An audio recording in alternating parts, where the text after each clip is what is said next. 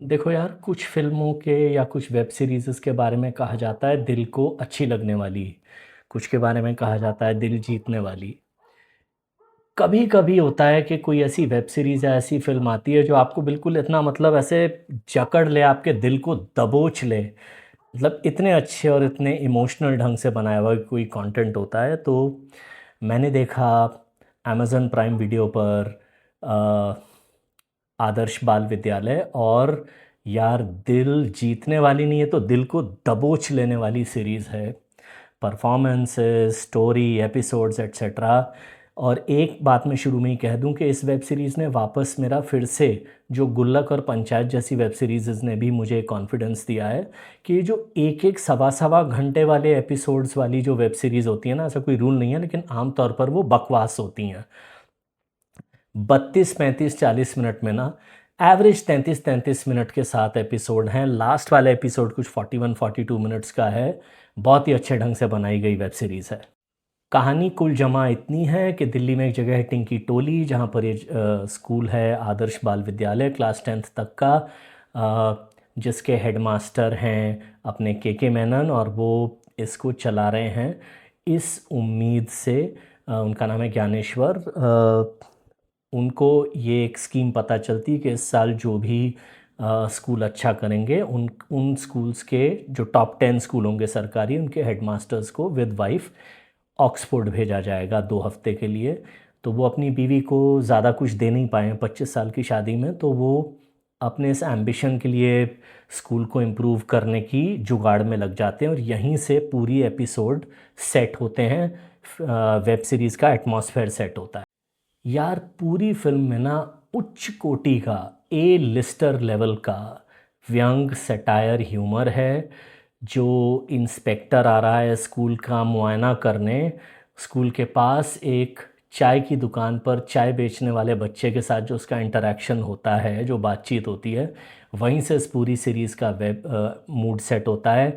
और पूरी सीरीज़ में एक से बढ़कर एक लाइनें आती रहती हैं, जैसे फिज़िक्स और मैथ्स का रिलेशनशिप तो जी माँ और मौसी के जैसा है।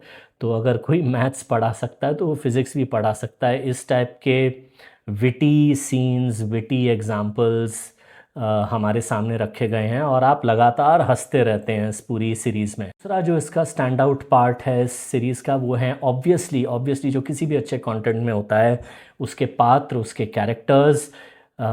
मीना सर का जो इंट्रोडक्शन है, वो जिस ढंग से वो कैरेक्टर इंट्रोड्यूस हुआ है, और उसके बाद जैसे पॉलिटिशियन नेता जिसे सारी दुनिया गोल्डी गंवार बोलती है। तो कैरेक्टर्स बड़े अच्छे बिठाए हैं डायरेक्टर हेमांक ने। अच्छा, हर एपिसोड की एक और मतलब, इसीलिए मैं कह रहा हूँ कि अच्छी लिखी हुई कंटेंट कितना अच्छा लिखा हुआ कंटेंट कितना ज़रूरी होता है, अच्छी लिखी हुई कहानी कितनी ज़रूरी होती है। हर एक एपिसोड की अपनी एक कहानी है। और वो जो बड़ा वाला प्लॉट है ऑक्सफोर्ड जाने का मिशन, ज्ञानेश्वर का, उसके साथ भी चलता है वो। जैसे लाडली बिटिया वाला एपिसोड, हिस्ट्री ऑफ टिंकी टोली जो आता है, मतलब गोल्डन रंधावा को जो एक ऐतिहासिक राजा के रूप में पेश किया है। बहुत ही अच्छा इनोवेटिव कॉमेडी सीक्वेंस है। तो कुल मिलाकर हर एक एपिसोड की, आई थिंक जो मुझे याद आता है, ऐसे हर एपिसोड की भी एक पहचान हो और वो पूरी कहानी के साथ जुड़कर चले। ये पंचायत में बहुत अच्छी तरह से अटेम्प्ट हुआ है, थोड़ा बहुत गुल्लक में अटेम्प्ट हुआ है, और अब उसके बाद इस टाइप की सोशल कॉमेडी जैसा जो मैं बोलता हूँ, वो इसमें अटेम्प्ट किया है इस सीरीज़ में।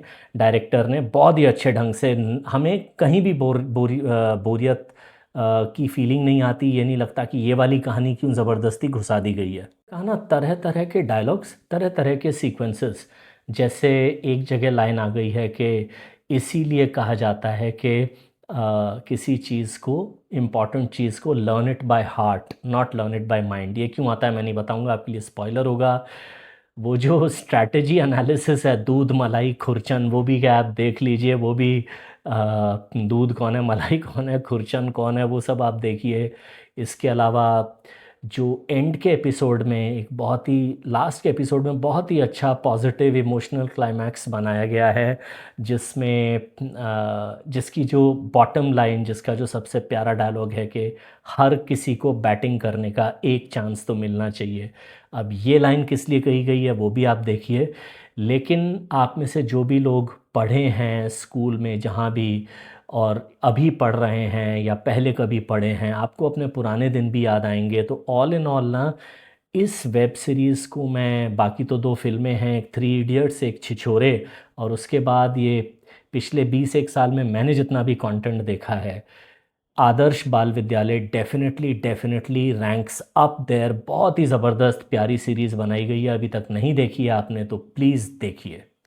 और अगर आपको मेरी ये बातें पसंद आ रही हैं तो प्लीज़ यूट्यूब पर मुझे लाइक शेयर सब्सक्राइब करें। लेकिन उससे भी ज़्यादा इम्पॉर्टेंटली, आप में से कुछ लोग मेरे से बड़े प्यारे अच्छे ढंग से इंटरेक्ट कर रहे हैं, मुझे गाइड कर रहे हैं।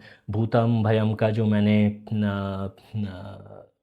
यूट्यूब पे ख़ास तौर से एक श्रीमान हैं, शायद महाराष्ट्र से होंगे, वंजारी नाम है उनका, उन्होंने कुछ अच्छे कमेंट लिखे। तो ऐसे कई लोग मेरे साथ मेरे को ऐसे फीडबैक देते हैं, जिससे मुझे पता चलता है कि मैं क्या करूं क्या ना करूं। प्लीज़ वो सपोर्ट बना के रखिए। बीच बीच में लाइक शेयर सब्सक्राइब कर दीजिए। मेरा सपना है कि एक दिन मैं शानदार 2000 फॉलोअर्स तक पहुंचूं यूट्यूब पर। तो कोशिश करते रहिए मेरे लिए। Thank you. अच्छा यार, ये घोर पाप मैं कैसे कर सकता हूँ कि इस सीरीज़ की परफॉर्मेंसेस के बारे में मैं बात ना करूँ। सबसे ऊपर हैं के मेनन, ज्ञानेश्वर त्रिपाठी के रोल में। यार, मैं के मेनन का फ़ैन बना था सरकार फिल्म में जो उन्होंने विष्णु का रोल किया था वहाँ से। आप हो सके तो इस वेब सीरीज़ के बाद जाके विष्णु का रोल देखिए, और आपको पूरी रेंज समझ में आएगी इस आदमी की कि यार ये आदमी वो रोल भी कर सकता है ख़तरनाक आदमी का, और ये रोल भी किया एक सीधे साधे दिल के गोल्डन हार्टेड आदमी का। मतलब क्या रेंज है यार इस आदमी की एक्टिंग की। उसके अलावा जो मेरे लिए सेकंड परफॉर्मेंस है वो है अर्चना पूरन सिंह ने जो एक्टिंग की है। उन्होंने उर्मिला देवी नाम का कैरेक्टर निभाया है, जो इस देवेन भोजानी गोल्डी गंवार के कैरेक्टर की right hand left hand whatever. और यार ये परफॉर्मेंस देखने के बाद मैं सोच रहा था कि यार अर्चना पूरन सिंह को सिर्फ लाफ्टर शोज़ का जज बनाकर यार हम कितना उनका टैलेंट वेस्ट कर रहे हैं। वो इससे ज़्यादा कर सकती हैं हंसने के अलावा हमारे लिए। देखिए बहुत मुश्किल है, क्योंकि इस सीरीज़ में ना एक से बढ़कर एक ऑस्कर लेवल परफॉर्मेंसेस हैं। लेकिन अभिमन्यु सिंह ने जो हंसराज मीना हिंदी के टीचर का रोल किया, जो शुद्ध हिंदी में बात करता है और बहुत ही अनुशासन से जीने वाला टीचर है, उनकी एक्टिंग और उनकी लाइनें इतनी अच्छी बनाई गई हैं कि आप उनके नज़रिए से अगर देखो ना, तो बच्चों की क्लास में थोड़ी बहुत पिटाई के आप पक्षधर बन जाते हो आज के इस नो कॉर्पोरल पनिशमेंट या नो फिज़िकल पनिशमेंट की पॉलिटिकली करेक्ट ज़माने में। कुछ कुछ उन्होंने इतनी अच्छी एक्टिंग की है कि वो एक अनुशासन की ज़रूरत को अच्छे ढंग से रख देते हैं हमारे सामने। अगर मैं बाल कलाकारों की जो एक्टिंग है उनके बारे में बात करने लग जाऊँ ना, तो ये मतलब ये और आधे घंटे का रिव्यू हो जाएगा। जिस लड़के ने गोपाल का रोल किया है, जिस लड़की ने पूर्वा का रोल किया है, जिस लड़के ने पूरव का रोल किया है, वो एक तुतला के बोलने वाला बच्चा नंदलाल, लगल डालो थाले को ऐसे बात करता है। इसके अलावा एक और वो छोटा सा लड़का जो मीना सर को ब्लैकमेल करता है बीच में, कुट्टन, स्कॉलर कुट्टन, उसका जो कुट्टन जी बोलते हैं उसको। अगर मैं बात करता चला जाऊँ ना, वो जो एक टीचर की लड़की का जो रोल किया है, जिस लड़की ने वो चाउमीन बनाने वाले आदमी का जो लड़का काम करता है, वो जो रोल किया है जिस लड़के ने, यार द किड्स आर ऑल्सो मतलब वो बच्चे इतने महान कलाकारों के सामने अपनी एक्टिंग से टिके हैं। ये उनकी परफॉर्मेंसेस का भी उतना ही बड़ा क्रेडिट है जितना डायरेक्टर के डायरेक्शन का, कैरेक्टराइजेशन का है। लेकिन हमने ऐसे कई लोग देखे ना जो अच्छे अच्छे कैरेक्टरों का गोबर फैला देते हैं। तो जब आप ये सारा आप काउंट करो ना यार, तो दिस इज़, एज आई से वेरी कॉन्फिडेंटली, मेरे लिए पिछले 20 साल की जो टॉप 3 कंटेंट रहे हैं एजुकेशन डोमेन पर बने हुए हमारे सिनेमा में, थ्री इडियट्स, छिछोरे और अब ये Adarsh Bal Vidyalaya. What a fantastic web series. कम से कम 2-3 बार आप जैसे जिन्हें अच्छी कॉमेडी स्लाइस ऑफ लाइफ पसंद है ना, वो तो बड़े मज़े से 2-3 बार इस सीरीज़ को देख सकते हैं, और इसके कई कई कई मीम्स बनेंगे, that is also a prediction. चलिए, थैंक यू।